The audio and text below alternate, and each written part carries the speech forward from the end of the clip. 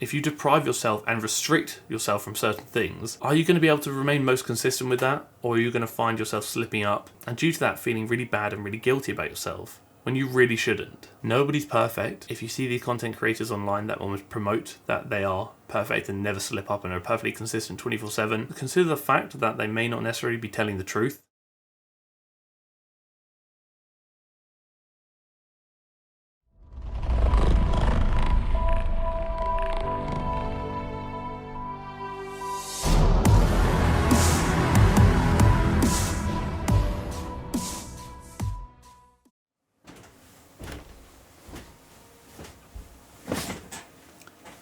Good evening. It has come to my attention that I have been formally invited to the sleepover, and I'm here to publicly accept that invite. It would be a great honour, and I have brought my own blanket because I'm aware we are in the winter months at the moment. I don't want to risk getting cold, but I'm very much looking forward to an evening filled with activities, scary stories, and face masks.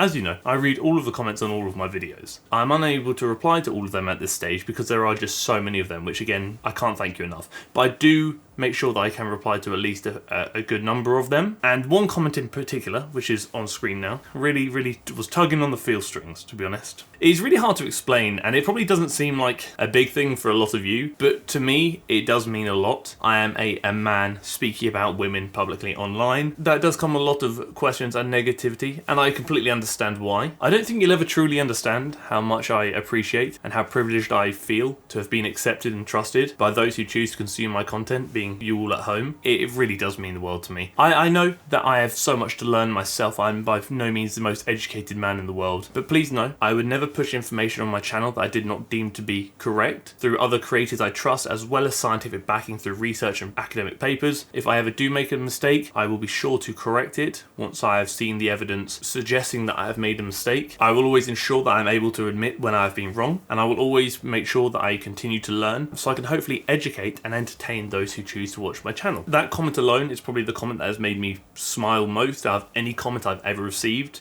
on YouTube, and we're in the tens of thousands now. Thank you so much. Again, it just means so much to me that you accept and trust me. Very quickly before we crack on the video, because I know I have waffled a bit. I've been toying with the sunglasses this year. I say this year, so it's gonna be like a month. They're kind of funny sometimes, but they don't feel the same. So how would we feel about bringing the hats back? Let me know in the comment section below. I won't recycle hats, I'll get new hats for the occasion. But now, it's time for the video, and we're actually gonna talk about a few things. It's actually one thing in particular, but we're gonna use a creator who almost kind of prompted this video as an example, and that is Linda Sun. And the kind of big topic surrounding Linda, as well as someone else, is the topic and the concept of cheat meals, cheat weeks, and that kind of aspect of diet culture I want to address. But before we do so, obviously you know what must be done. If you like the video, please let me know you like the video by dropping a like on the video. 1,200 likes in the first 24 hours is the goal, so if we can shoot for that, that'll be bloody splendid. If you haven't already, please do consider clicking the red button down below and subscribing to the channel, and maybe even the bell next to it so you get notified when I upload every week. And if you have a question you want me to answer at the end of the next video, drop it down below for comment question of the week, and I shall do so. But now that's out of the way, it's go time. So the concept of how this video came around was, I was scrolling through TikTok, as you often do at silly o'clock in the evening, and I come across a video from Coach Eugene where he speaks about diet culture and cheat meals and how he wants to abolish cheat meals from diet culture. One thing that I would love to see abolished from diet culture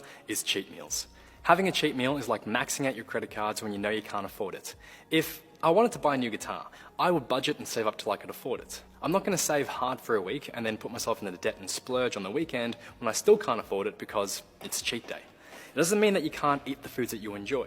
There are still plenty of ways to do this without derailing your progress. I think what he's really trying to promote here is balance and understanding that you don't have to resort to things that you deem to be a cheat meal or a cheat day just to eat the foods you enjoy. You can fit it into your, I don't want to say diet because I'm not really a big fan of the word diet, we'll say into your eating habits and your approach to food throughout the day, we'll say. Whereas I kind of want to approach it more from like the general perspective, maybe not talking about those who do track their macros and their calories, but maybe just those who eat for enjoyment within a range to somewhat align with their goals, be that fat loss, weight gain, whatever it may be. Shortly after watching this video, the same evening, I was actually directed to Linda Sun and her most recent video in which it's cheat week in London, meeting Lily Sabre, etc, etc. And they did kind of get me thinking is, why do a lot of content creators promote this kind of cheat meal, cheat day, cheat week mentality? And I was kind of pondering like where this originated from and what my thoughts really are about the concept of cheating, essentially, on your diet, if that's what you want to call it. The thing thing with Linda is, obviously I've spoken about this before, that Linda's titles are quite clickbaity. And she says she does it because she wants to attract the people who are looking for these types of videos so she can leave them with a positive message. I appreciate. I know what you're thinking. You're probably thinking, you know what, Harry, sometimes your videos titles are a bit clickbaity too. And the sad reality is, the way the YouTube algorithm works is that YouTube is not a very forgiving algorithm, and it basically thrives off interaction. So what gets people to click, and if it sees people are clicking, it's going to be like, you know what, let's promote your video to new people. Otherwise, it's not even promoted to the people that currently subscribe to you. When clickbait results in unrealistic expectations or maybe false promises, then I have an issue with it. My kind of video titles often promote like a question and make you think about something and make you ponder a thought, whereas some other content creators might promise you shredded abs in 6 minutes or the perfect diet for weight loss in 2 easy steps, something along those lines, which again I don't align with. I think that could be quite harmful and damaging. I'll throw a quick trigger warning out there now. Although I'm not planning to speak about anything along the lines of eating disorders, there will be a lot of obviously food content, and I know that may be a little bit triggering for some people. If it does lead to negative thoughts and emotions, then please don't continue watching this video. If you giving me views and likes takes away from your happiness, then I don't want it. I'd rather you be happy and focus on you. We're not going to talk too much about the verbal side of the video. I've watched it a couple of times. I don't actually recall Linda really speaking about the concept of cheats, like cheat weeks, etc, etc. I think this is more of a positive message she was trying to promote about growing up, which she does obviously go on to speak about how amazing growing up can be and how you look back on like previous times and miss it, but understand that you've got so much more to come, etc, which I do appreciate, because a lot of the people watching Linda's videos are likely going to be younger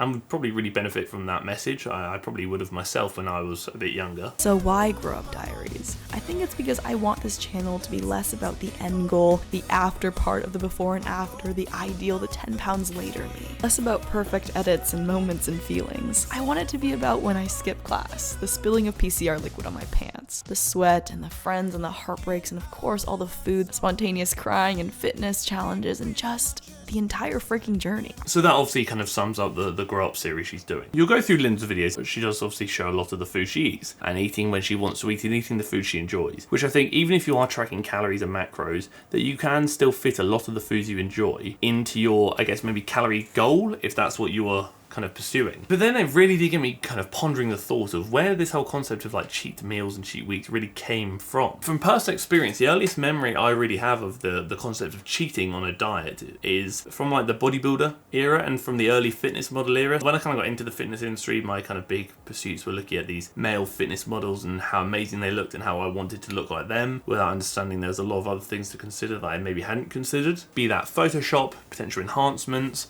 etc, etc. And they would often speak about how to achieve the results you want to achieve, you have to eat chicken, broccoli and rice 6 times a day, and then once a week you would do a cheat meal where you would eat anything you want for that meal, which would usually be some stupid amount of food like pizzas, like chips, like all sorts, like all this food that would often deem to be bad by the public. Then obviously The Rock came around with his infamous cheat day where he ate something like 12,000 calories in a day, which is just unbelievable. And then that became like a bit of a YouTube trend and challenge of trying The Rock's cheat day, etc, etc. I think those things kind of partly contributed to the concept of cheating on a diet being almost normalized and almost like a bit of a trend. But then I think if you actually kind of dissect it a bit further, I feel like the concept and idea of cheating implies that you're doing something bad or something wrong, that something shouldn't be done, which then implies that eating foods that you enjoy, like the pizzas, like the brownies, whatever it may be, shouldn't be done and can't be done, which then directly promotes a really restrictive mindset when it comes to eating. And in all honesty, when I was kind of getting to the fitness industry, the one big thing that held me back was eating enough. At the time, I was quite young, I was in my late teens, I didn't think I could achieve my goals unless I ate chicken, broccoli and rice 6 times a day, what was typically considered clean eating. So because I wasn't willing to give up the foods I enjoyed, I didn't do that, and I kind of ate with freedom. And then I said, you know what, I'm going to do it, I'm going to commit to it, I'm going to try this really clean diet for a while. I got a few days into it, and I absolutely hated it with a passion. Psychologically, I convinced myself that I was feeling stronger, I was feeling better, that I looked better, when in reality it had only been about 3 days. And then I came across a video which promoted If It Fits Your Macros, so flexible dieting, in which you track your calories, your protein, your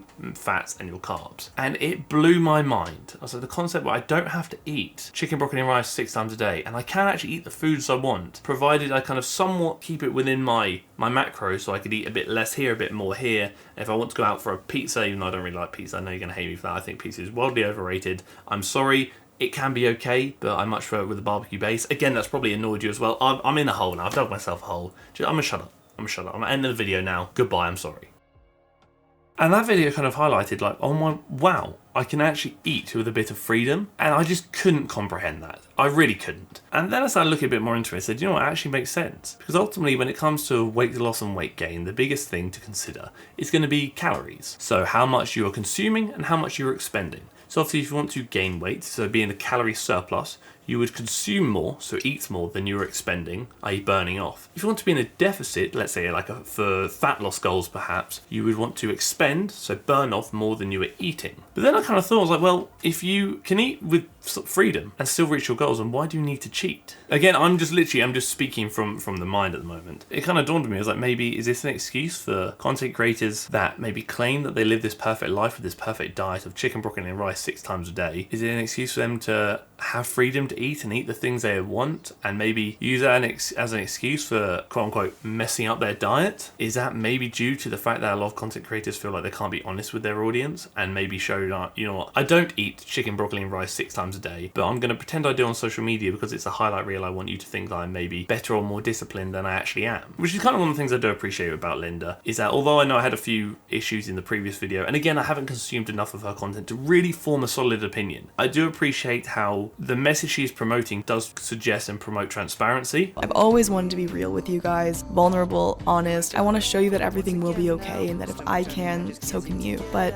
I'm not okay. Not all of the time anyways. I'm not that special. At least not in the way that some of you guys think that I am. Again, I was guilty of this a lot myself, as I had this idea that influencers and content creators were like the perfect human. They never experienced mental health complications, they never messed up their diet, they never missed a workout, they never did any of the things that I was guilty of doing myself. And that kind of made me feel like I was almost lesser than them. And the reality is, which I think is what Linda's trying to get across here, is that we are all humans. Do you know what I mean? We all feel how we feel, we all do what we do. No one's perfect, no one's perfectly consistent all the time. There will be ups, there will be downs. You miss a meal, you eat a bit too much, you skip a workout, you maybe work out twice when you shouldn't have. There are things we do that in theory don't align with what perfection would be. But in reality, perfection is not normal, nor is it achievable. Perfection is one thing, but freedom and happiness is another. If following a very regimented lifestyle makes you happy, then sure, go for it, because a lot of people do like that. But if it doesn't, I don't feel like you should feel guilty for the fact that you want to miss a workout because you're not really in the mood, or you've got other things to worry about, or maybe your mental health isn't great. Or that, you know what, I'm going to miss my meals today and I'm just going to eat whatever I want. I'm not going to track my macros.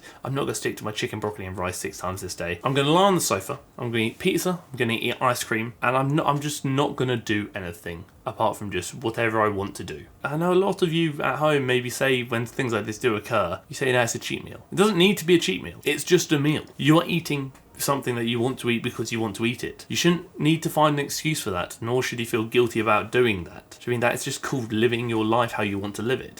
I think it depends how you want to approach things. I think if you're trying to find a balanced approach where it's just you have goals, but there's not like necessarily a timeline, and you want to kind of go about that in a pretty free and comfortable manner, which may be the one you enjoy the most, therefore can remain the most consistent with, which is fantastic, then sure, you can eat things you want to eat, and you don't need to label them as something they're not. If you want to go out for sushi, don't call it a cheat meal, just go out for sushi. If you want to have a pizza and not go to the gym today, don't call it a cheat day, just call it a rest day. I mean, it doesn't need an excuse, doesn't need a name. And I think the issue is with people obviously talk about like cheat week and this, is it almost somewhat maybe unintentionally promotes the mentality of like having cheat weeks when you're on holiday is what you should almost work towards. However you want to approach eating habits is completely up to you and your goals and what you're trying to achieve. Be that happiness, be that balance, be that a 6 shredded physique for summer. Again, whatever it may be. Just understand that just because you are in a calorie deficit perhaps, doesn't mean that you aren't able to eat the foods you want. A lot of people I do feel like when they are adopting quite a restrictive diet do resort to a lot of binging perhaps because they're obviously depriving themselves of something they're craving so much, and suddenly when they kind of allow a bit more freedom they just keep going and going and going, which is, again, if that's what you want to do, is absolutely fine. But then they'll feel horrendous about themselves for doing so. They'll feel guilty, they'll feel like they've failed. There are so many things that come to mind when this happens, and I feel like the concept of like cheat meals and cheat weeks is kind of maybe partly to blame or may contribute to those feelings of guilt, and the cheat concept is kind of being used as a mask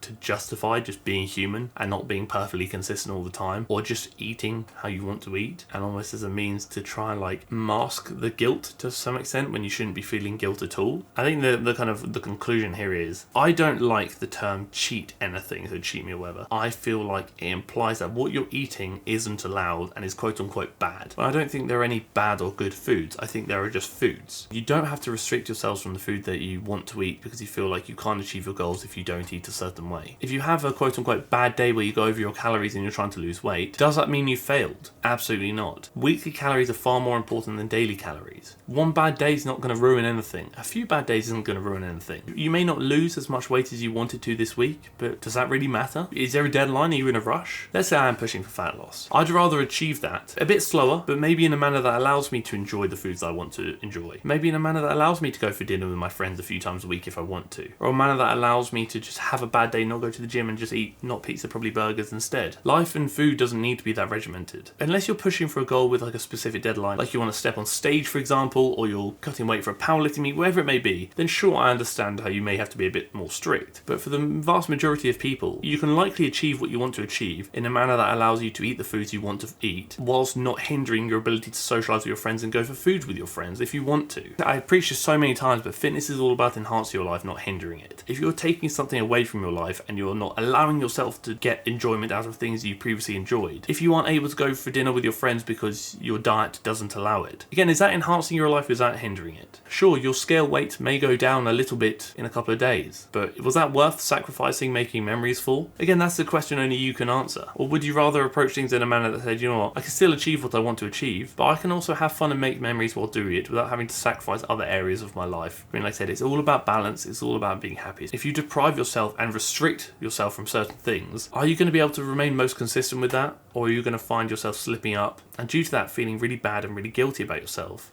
when you really shouldn't? Nobody's perfect. If you see the content creators online that almost promote that they are perfect and never slip up and are perfectly consistent 24/7, consider the fact that they may not necessarily be telling the truth. I miss meals. I eat too much sometimes. I miss workouts sometimes. I do the things that, in theory, consistency would say I shouldn't do. But allowing myself those inconsistencies allows me to then in turn remain more consistent because I'm giving myself the freedom I desire while still working towards the end goal. The best diet, the best workout, the best whatever it may be is the one that you can remain most consistent with. The underlying fact is if you can't stick to it, it's not optimal. So you've got to do what's best for you, and you should feel no guilt in doing so. I really have rambled and I'm sorry that this video went on far longer than it should have, but hopefully you can take some kind of message away from that and hopefully it serves somewhat of a purpose. It's just something I've been thinking about since last night. I just wanted to verbalise and just get it out there because maybe it means something to somebody. But obviously before the video ends, you know what must be done. Sunglasses and a question. Will the time of day that I train impact my results? I tend to train in the very early hours of the morning, 1 to 3 AM,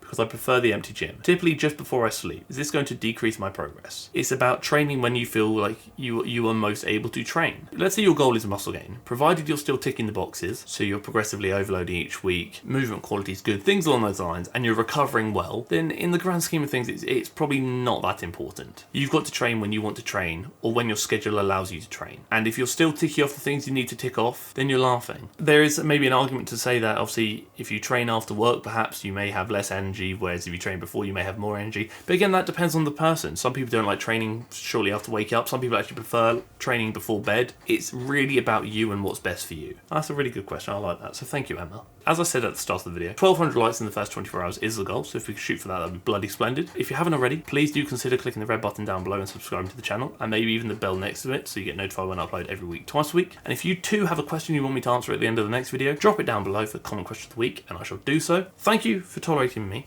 Thank you for inviting me to the sleepover. It is an honour, and thank you for tolerating the video.